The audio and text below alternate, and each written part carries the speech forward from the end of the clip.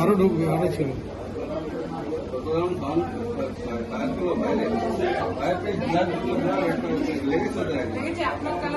কম্পিউটারে করে দিয়েছে